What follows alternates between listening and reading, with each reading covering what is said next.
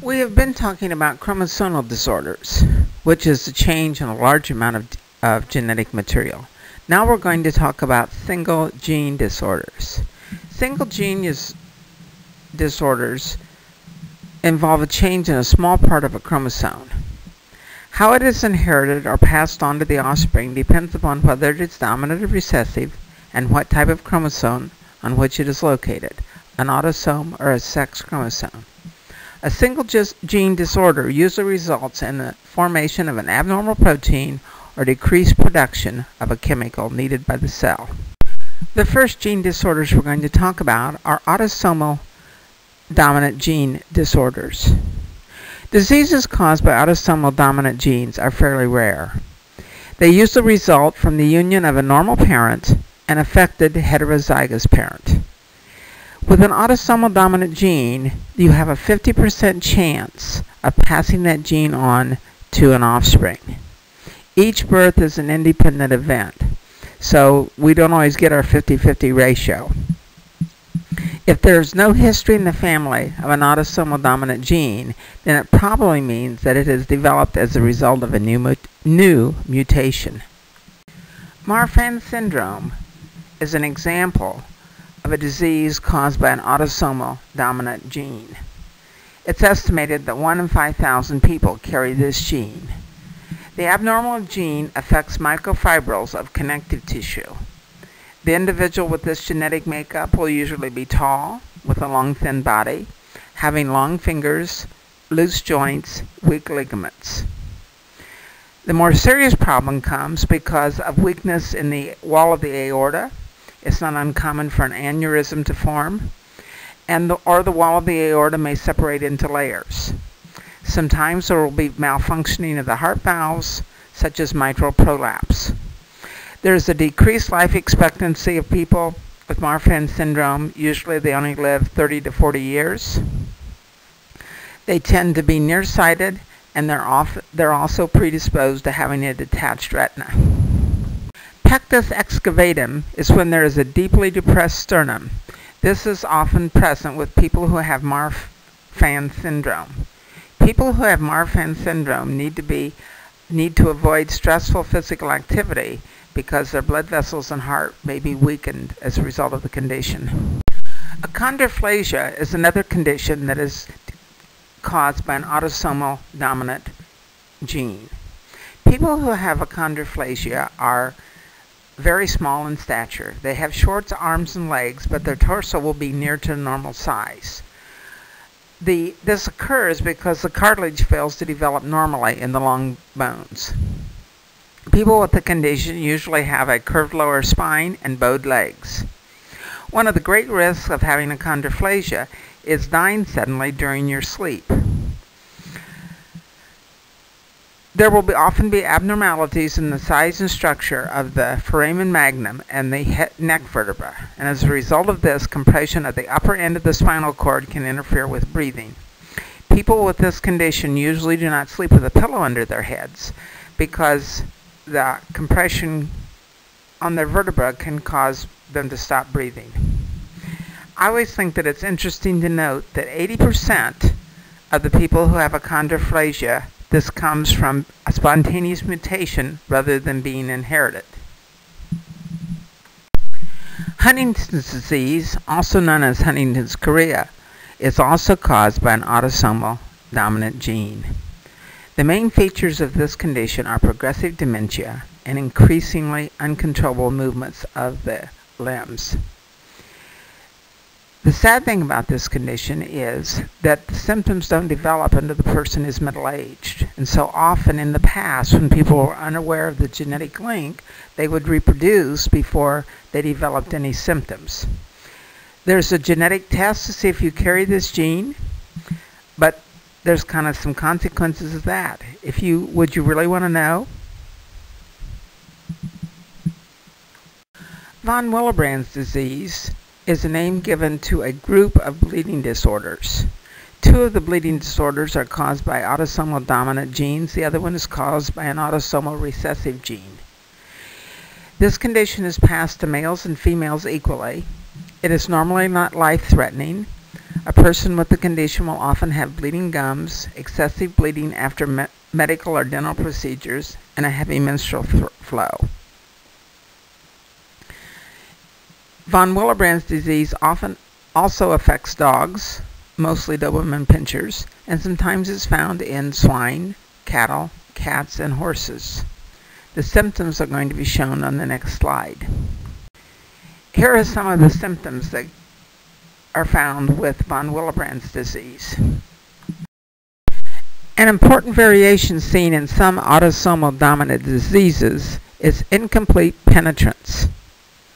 Penetrance of a trait is the percentage of individuals with a specific genotype that exhibit the expected phenotype. Retinoblastoma is the most common malignant eye tumor affecting children. It occurs due to a gene that is located on chromosome 13. It is also an example of incomplete penetrance. This means that every person who carries the gene may not exhibit the disease phenotype, even though they may pass it on to the next generation.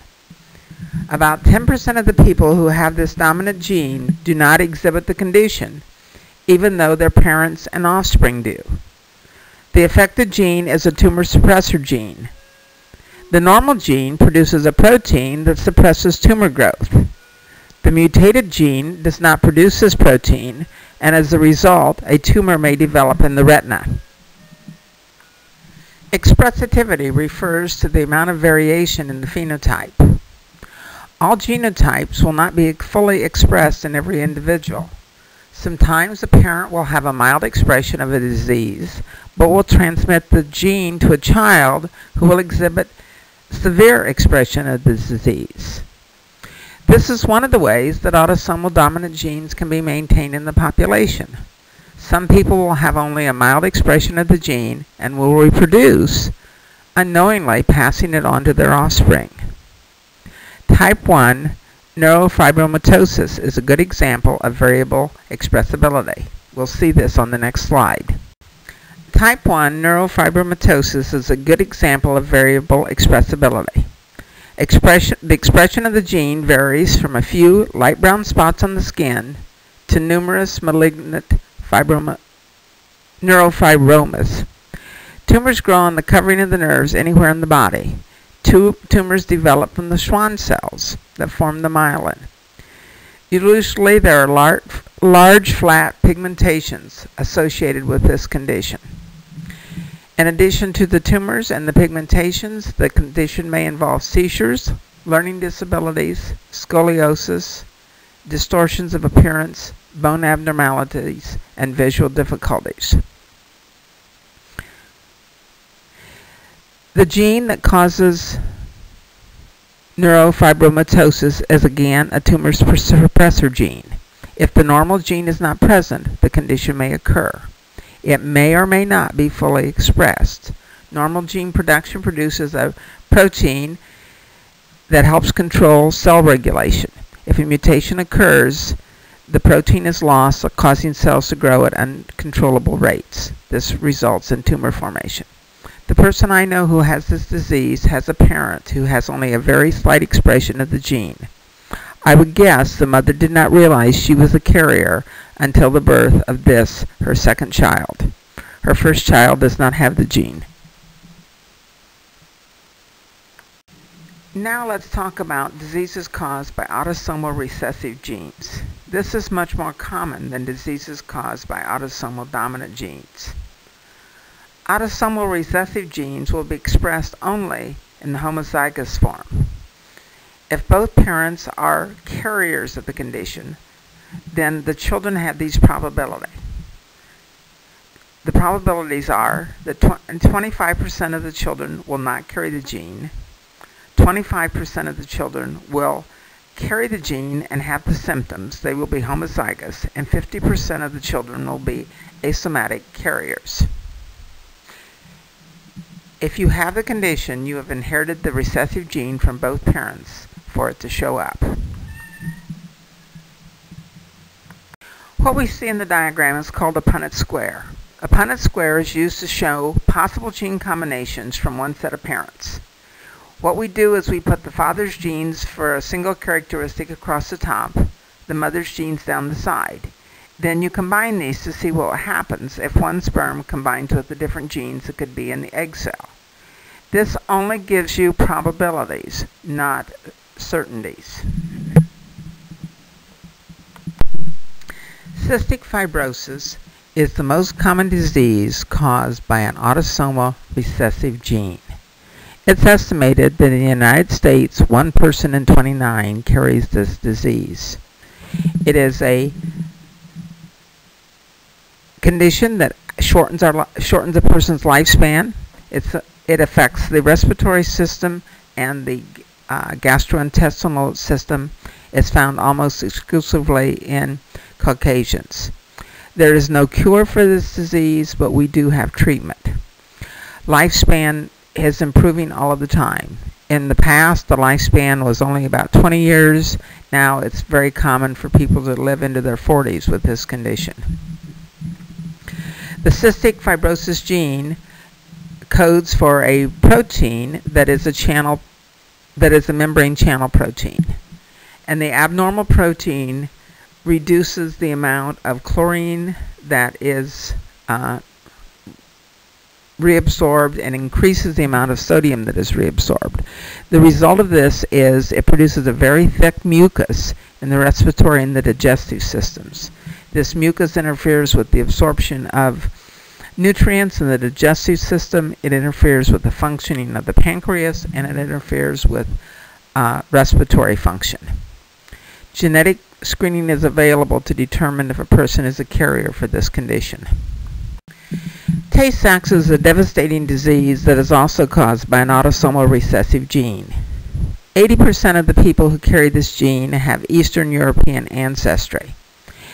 It is also found among French Canadian and Cajun populations. In order to have the condition, you have to be homozygous, which means you get one gene from each parent. This is a devastating disease that usually symptoms start to develop in infants of about 6 months old. They will lose any motor skills that they have. They will be subject to seizure. They usually lose their sight at a very early age. Life expectancy is only about 4 years. And the cause of the disease is that due to a defective gene where the person is unable to make an enzyme that will break down lipids. These enzymes accumulate in the central nervous system and damage the central nervous system. Phenylketonuria is another disease in which we lack an enzyme necessary to break down phenylalanine into trypsin. As a result of this, phenylalanine accumulates, damaging the myelin and affecting the nervous system. The damage that occurs is irreversible. This is a condition that is caused by an autosomal recessive gene, and it is a condition for which there's no cure, but there is excellent treatment. And the treatment is simply to eliminate phenylalanine from the diet. If you look at your labels on your packaged food, if there is phenylalanine in it, it will have a warning to that effect. So if you have PKU, you can control it by eliminating this material from your diet. This will prevent the development of damage to the nervous system. The Y chromosome contains only a few dozen genes, and these are not the same as those found on the X chromosome. Many sex-linked traits are located on the X chromosome and are said to be X-linked. Most of these are due to the expression of a recessive gene. Females have 2 X chromosomes, so they can be homozygous for the normal gene, or homozygous for the abnormal gene, or heterozygous, having 1 normal and 1 abnormal gene. If they're heterozygous, having 1 normal and 1 abnormal gene, the abnormal gene will not be expressed. Since males have only 1 X chromosome, the recessive disease gene will be expressed. There's no second X chromosome to have a normal gene to keep the recessive gene from being expressed. Females carrying the recessive gene are usually asymptomatic, having the normal dominant gene to hide the recessive abnormal gene. Males carrying the gene express the disorder since there is no normal gene to hide it. Here's the Punnett square that shows the possibilities if a normal father reproduces with a carrier mother.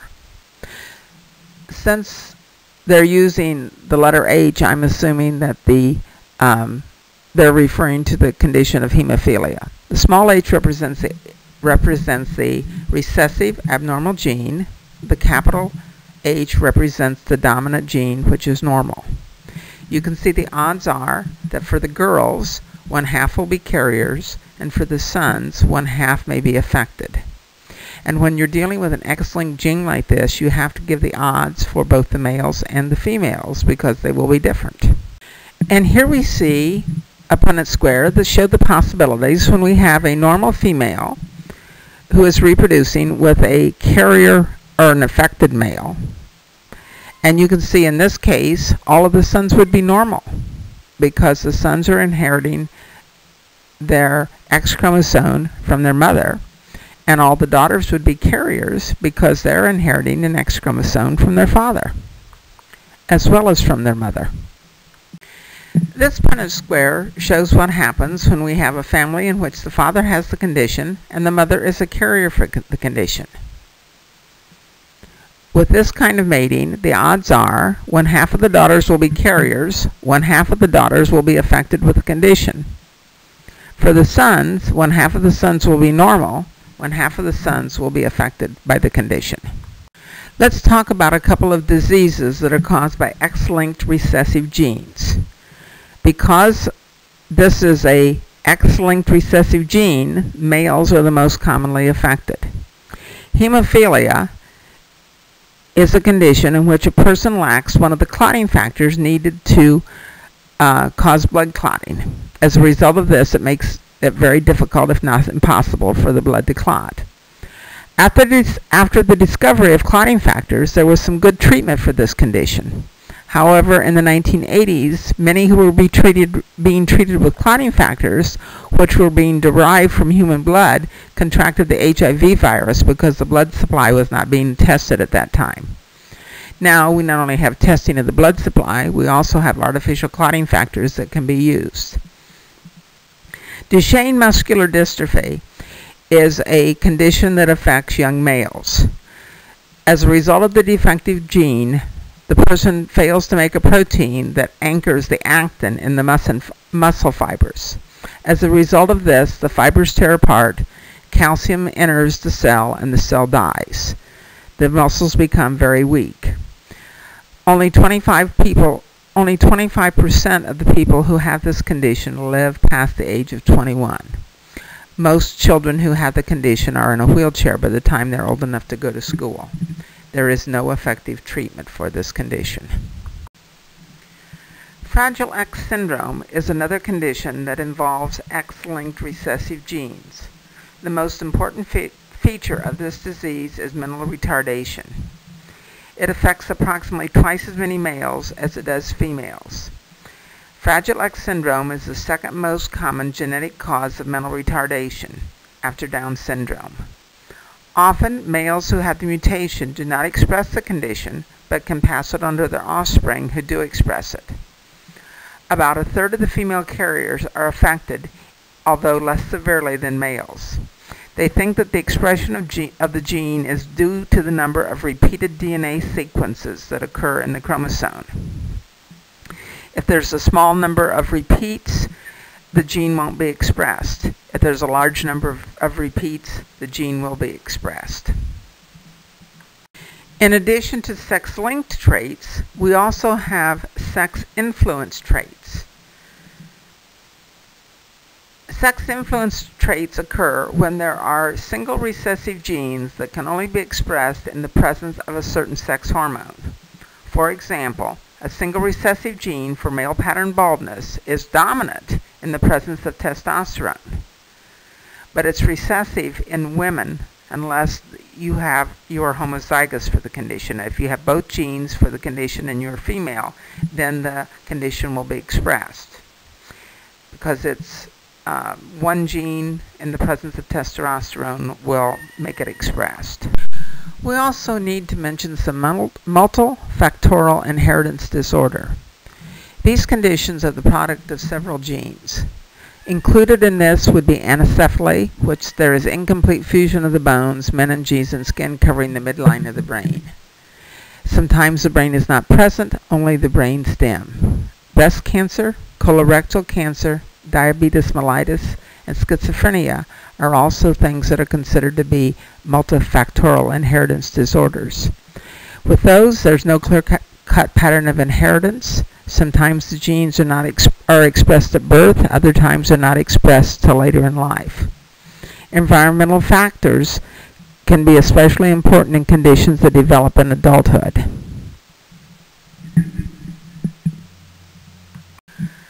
Some of our characteristics are controlled by polygenes. Rather than having a single set of genes for a characteristic, there may be several sets of genes for the characteristic, and we call that polygenes. As a result, there are many variations in how the genes are expressed. Some examples of this would be height, hair color, and skin color. We don't have humans that come in just two heights, tall or short, but we have a wide range of heights depending on how many tall genes they have in several sets of genes. Environmental factors can also play a role in height, environmental factors such as nutrition. This shows what would happen if height were controlled by a set of genes at a single locus, one pair of genes. If there were only two genes, we would only have two phenotypes. You would either be tall or short. This shows what would happen if height were controlled by two genes, or two sets of genes. We would only have three phenotypes then. You would be tall, medium, or short. But the reality is there are several sets of genes that control height, and so we have many different variations. We have people at all possible heights.